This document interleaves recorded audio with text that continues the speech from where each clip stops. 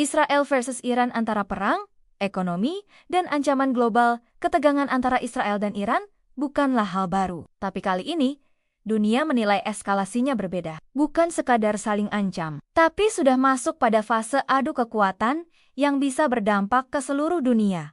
Bukan hanya secara politik, tapi juga ekonomi global dan keseimbangan militer regional. Ekonomi di tengah konflik. Pertama, mari kita lihat dari sisi ekonomi. Setiap ketegangan di Timur Tengah, khususnya yang melibatkan Iran, pasti mengguncang pasar minyak. Iran adalah salah satu negara dengan cadangan minyak terbesar di dunia. Walau dibatasi sanksi, Iran tetap bisa menyalurkan minyak lewat jalur tidak resmi ke beberapa negara, termasuk Cina. Namun, ketika konflik meningkat, pengiriman minyak terganggu. Hal ini langsung memicu kenaikan harga minyak global, dan efek dominonya dirasakan oleh semua negara, termasuk negara berkembang seperti Indonesia. Israel sendiri bukan negara eksportir sumber daya, tapi ia sangat bergantung pada hubungan dagang dan dukungan investasi luar negeri. Ketika ketegangan meningkat, risiko investasi naik.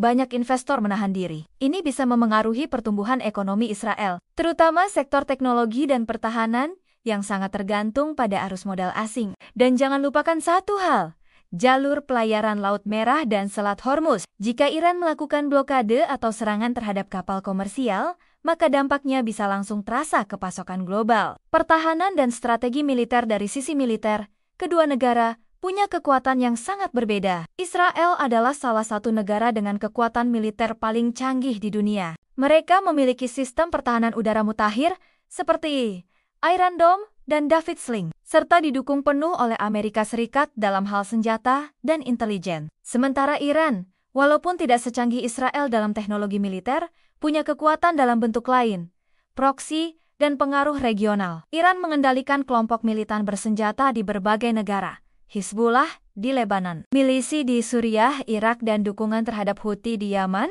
Iran tidak menyerang langsung, tapi menyebar konflik lewat tangan-tangan lain. Israel khawatir bukan hanya pada senjata Iran, tapi juga pada kapasitas nuklirnya. Iran semakin dekat untuk memiliki kemampuan nuklir militer. Bagi Israel, ini adalah garis merah. Jika konflik meningkat menjadi serangan langsung, maka konsekuensinya sangat besar. Dunia bisa menyaksikan penggunaan senjata skala besar. Dan itu artinya bukan hanya korban jiwa, tapi juga ancaman terhadap stabilitas kawasan, aliansi militer, dan bahkan pasar global. 1 bulan ke depan, proyeksi rasional lalu, apa yang mungkin terjadi 1 bulan ke depan? Skenario paling mungkin adalah eskalasi terbatas. Iran dan Israel akan terus saling serang secara tidak langsung. Serangan drone, sabotase, serangan siber, dan operasi intelijen akan semakin meningkat. Tapi perang terbuka masih kecil kemungkinannya karena keduanya paham dampaknya bisa meluas dan tak terkendali. Namun, jika salah satu pihak kehilangan kendali